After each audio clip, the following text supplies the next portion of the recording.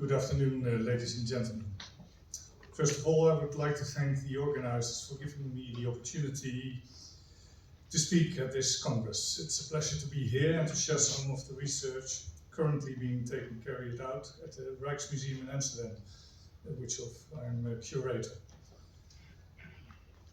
When people think of historical flags, they usually think of surviving textiles or perhaps paintings showing ships in the sail.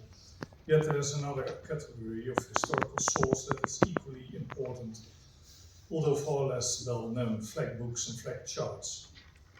These handwritten and printed documents in this presentation dating between the 17th and early 19th centuries, all established within a maritime context, provide a remarkable record of the maritime world. They show us not only what flags looked like, but also how people classified them, how they understood international relations, and how knowledge about flags circulated across Europe and beyond. Today I would like to discuss three questions. First, where and by whom were these flag books produced? Secondly, what were they actually used for? And finally, what can they still tell us today about the history of flags and maritime culture? The research I will present today forms part of the Rijksmuseum's broader program on historical flags and flag documentation.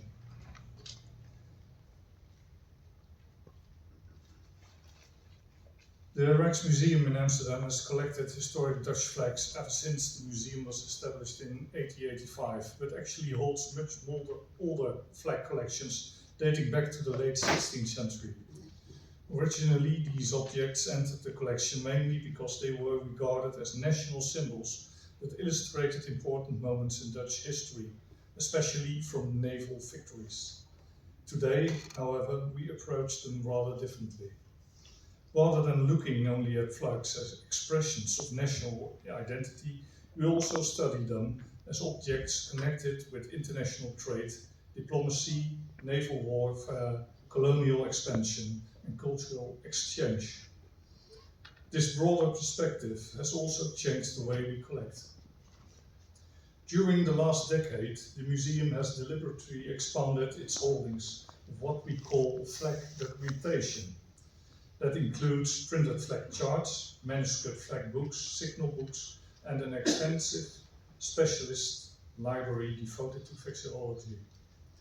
One particularly valuable addition has been the transfer of the library of the Dutch Association for Vexillology, which now forms an important research resource. At the same time, we increasingly study flags together with other museum items. Paintings by Willem van der Velde, for example, ship models, naval drawings, and historical maps all contain information that complements the surviving textiles themselves. Likewise, our conservation department investigates the materials and manufacturing techniques of historical flags, because surprisingly little is still known about how many early modern flags were actually manufactured. So our research combines material culture, maritime history, art history, and documentary sources into an integrated approach. Against this background, one particular category attracted my attention: the flag book, and in combination with this, the flag charts. Compared with actual historic flags, these books have received remarkably little scholarly attention, yet they are extraordinary historical sources. Some are beautiful illuminated manuscripts, others are finely engraved printed books. Together, they preserve hundreds of representations of maritime flags that would otherwise have disappeared completely. Although the books themselves are relatively rare, especially the handwritten ones, they allow us to reconstruct the development of maritime communication, international trade, political geography, and even changing perceptions of the world. In other words, they are much more than collections of colorful illustrations. They are historical documents that deserve to be studied in their own right.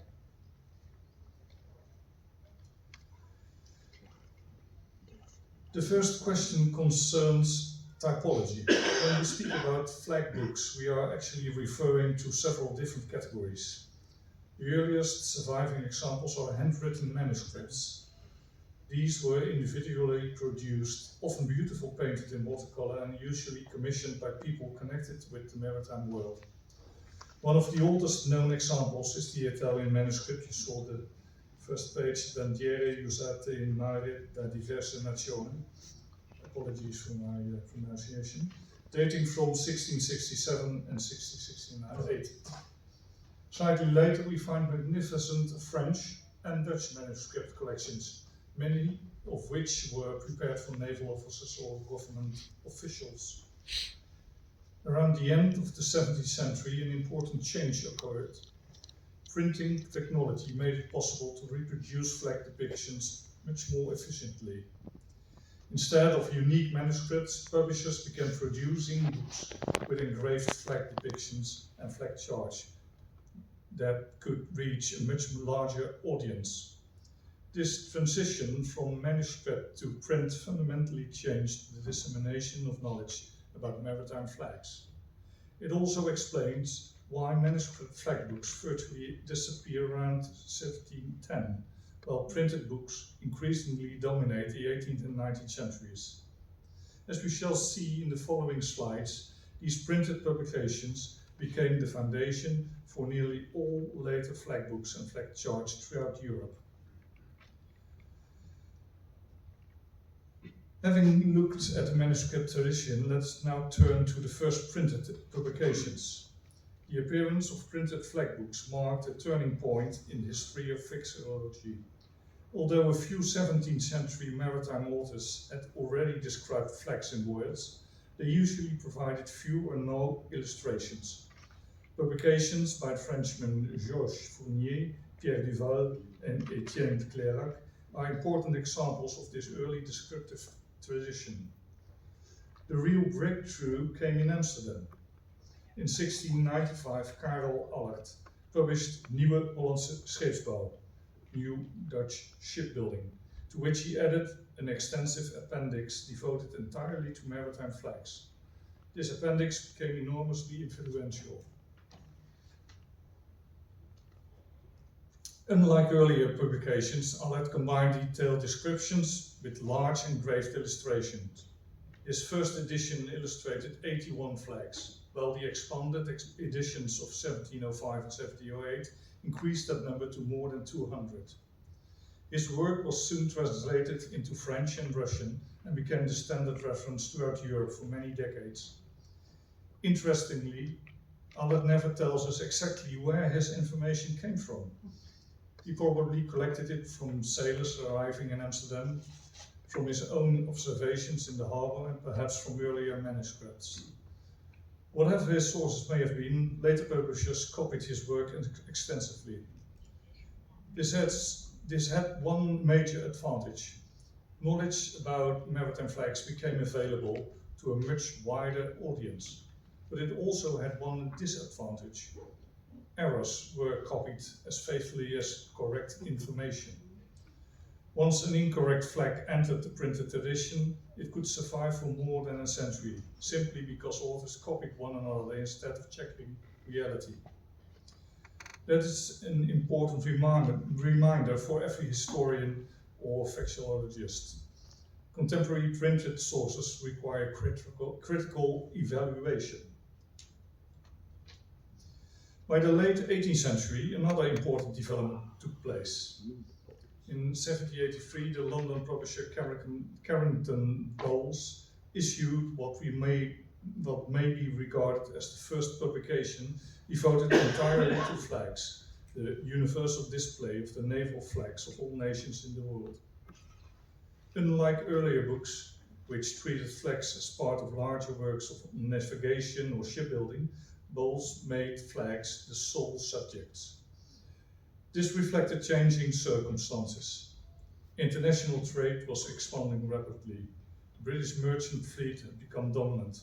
The Royal Navy operated successfully on every ocean.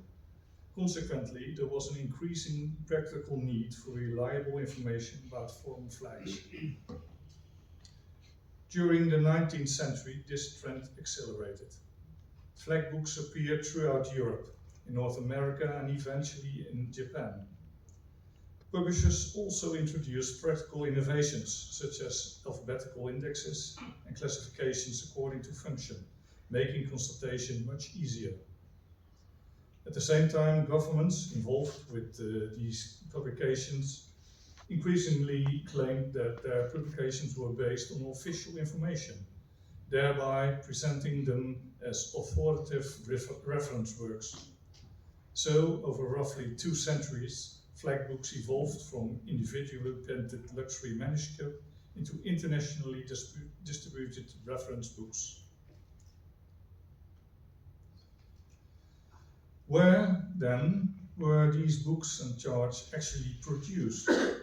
The answer reflects the changing balance of maritime power.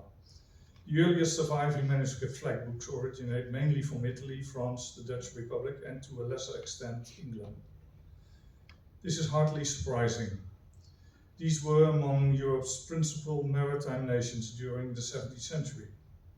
The printed tradition shows a similar geographical pattern. Amsterdam became the undisputed publishing center. At the end of the 17th century, it was Europe's commercial capital, where ships from all over the world entered the harbor. Few places offered better opportunities to observe foreign flags. Publishers such as Karl Allard, Daniel de la Feuille, Peter Mortier, and Nicolas Aubin all produced important illustrated works there. During the 18th century, however, the center of gravity gradually shifted. As British naval and commercial power expanded, London replaced Amsterdam as the leading producer of flag books. This tradition is visible not only in the number of publications, but also in their content. British books naturally devoted much greater attention to the Royal Navy flags and British maritime administration. The history of flag books therefore mirrors the wider history of maritime power itself. As commercial dominance moved, so did the production of maritime reference works. Among all surviving manuscript flag books, one deserves special attention. This is the Les Pavillons et les Étendards des Mers suivant la diversité des nations, compiled around 1670 by the Frenchman Jean Mouton, which was acquired by the Rijksmuseum a few years ago. In my opinion, it's one of the masterpieces of early vexillology. The manuscript was prepared for Charles Bousquet, controller of the Royal Navy at Toulon. It contains 94 carefully painted flags, accompanied by detailed explanatory texts. But what makes this manuscript particularly fascinating is that it's much more than a collection of flags. It also includes drawings of naval battles, coastal operations, and Mediterranean harbors. These illustrations immediately place the flags within their operational context. Another remarkable feature is the relatively large number of Ottoman and North African flags. That reflects the strategic interests of the French Navy during the 17th century, which operated extensively in the Mediterranean. Perhaps the most revealing passage is found in Mouton's dedication. He explicitly writes that he hoped the manuscript would eventually be placed in the hands of an engraver so that it could be multiplied through printing. In other words, he didn't intend this magnificent manuscript to remain unique. He wanted its knowledge to circulate, although that ambition was never realized during his lifetime. It perfectly illustrates the growing desire to collect, organize, and disseminate maritime knowledge. In many respects, Mouton's manuscript forms the bridge between the unique manuscript tradition of the 17th century and the printed reference books that would dominate the centuries that followed. Before leaving Mouton's remarkable manuscript, I would like to draw your attention to one additional aspect. When we compare manuscripts from different countries, we notice that they all claim to present the flags of the whole world. Yet in reality, every compiler viewed the world through his own maritime horizon. Mouton's manuscript is an excellent example. Because it was produced for the French naval authorities in Toulon,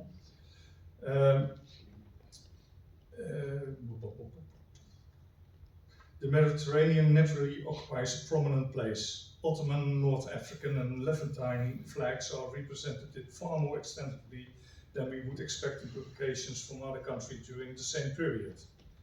Dutch manuscripts, by contrast, generally contain more regional Dutch flags and flags connected with Dutch commercial activities overseas.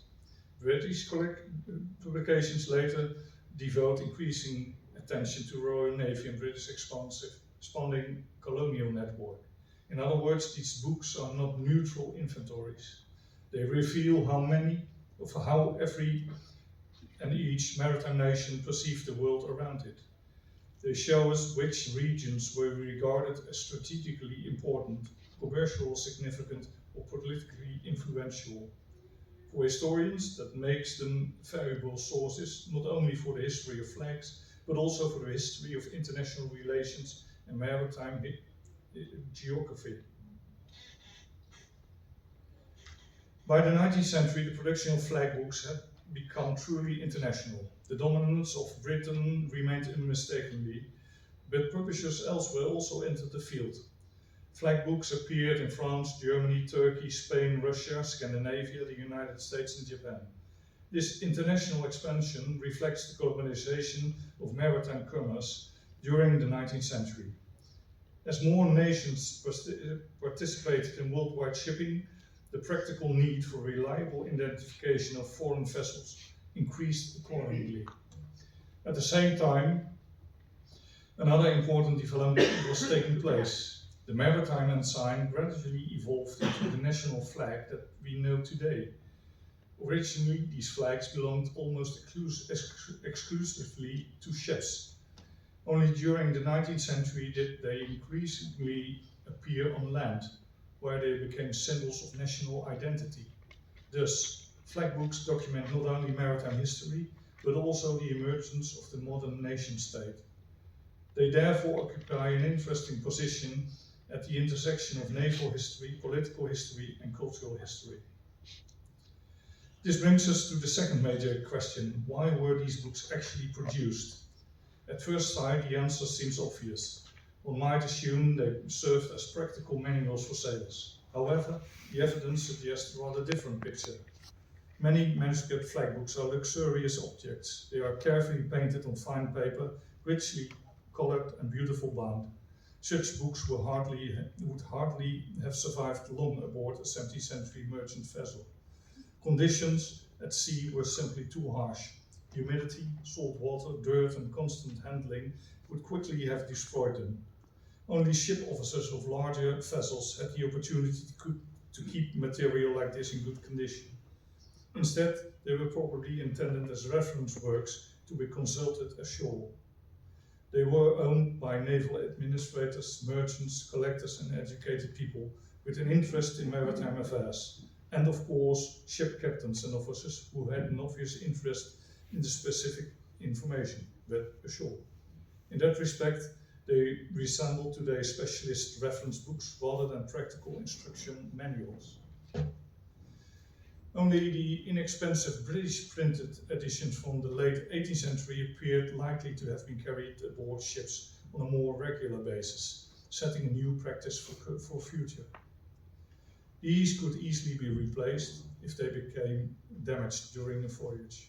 So the function of these books gradually changed together with developments in printing, technology and publishing.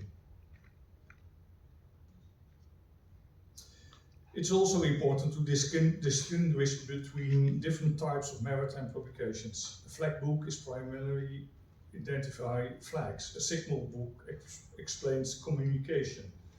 Although both contain flags of a kind, they serve very different purposes. Signal books instruct officers how to communicate through combinations of flags. Flag books explain who or what the flags belong to.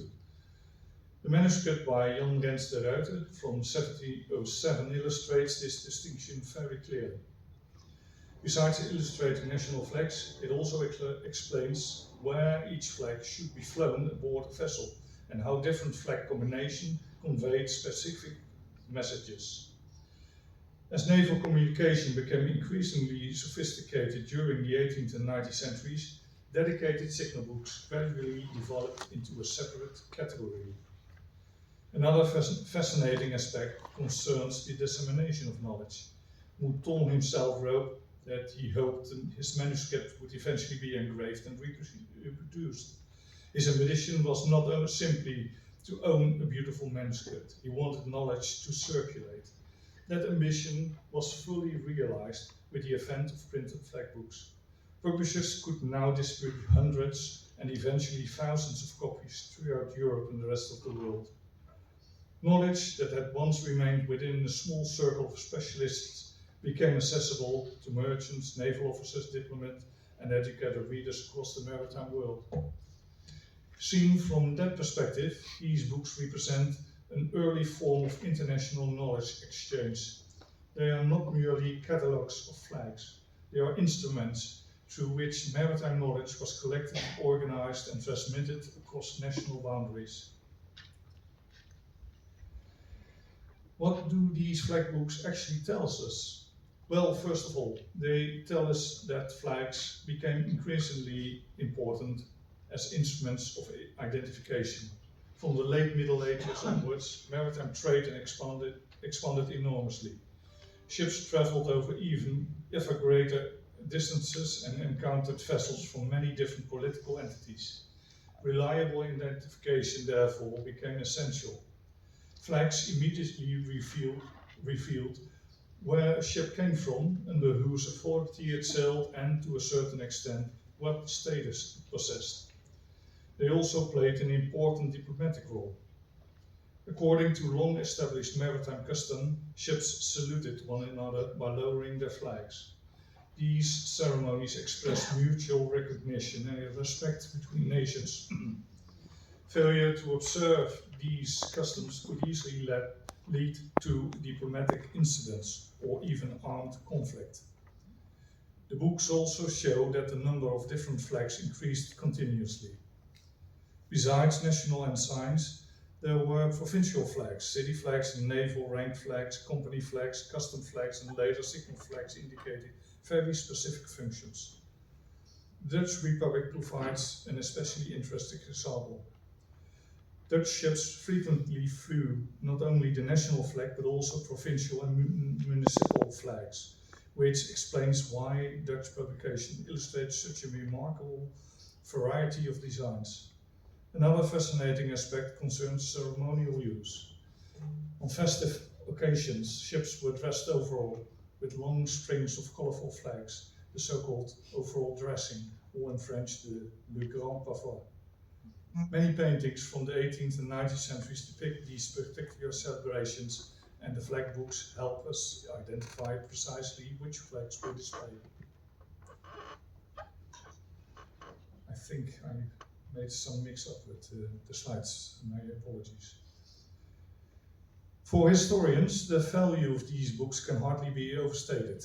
Whenever we encounter a flag in a painting, a drawing, or a print, one of the first questions is whether that flag can help us identify the ship or determine the date of the scene.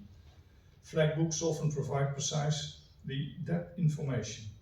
Conversely, surviving historic flags can frequently be identified by comparing them with the illustrations in these publications. At the same time, we must remain cautious. Flag books are not infallible. Many authors copied earlier publications, as I said, without verifying the information themselves. As a result, mistakes sometimes spread through the literature for generations. A famous example is the so-called Chinese flags, first illustrated by Karel Allard.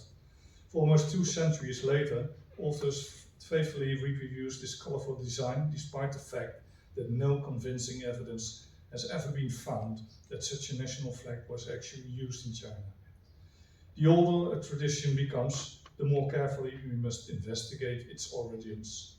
That is one of the reasons why the Rijksmuseum has started developing a comprehensive digital database devoted to historical flag books and flag charts. The aim is to bring together as many surviving examples as possible in one searchable online resource. For every publication, the database will include information on dating, makers, physical characteristics, present location, illustrations, and the complete contents. By making this information freely available, we hope to facilitate future research and encourage international collaboration between museums, libraries, and private collection, and via affiliates, of course. Do we still have I have to end. Well, thank you for your attention, and well, if you have any questions, please ask.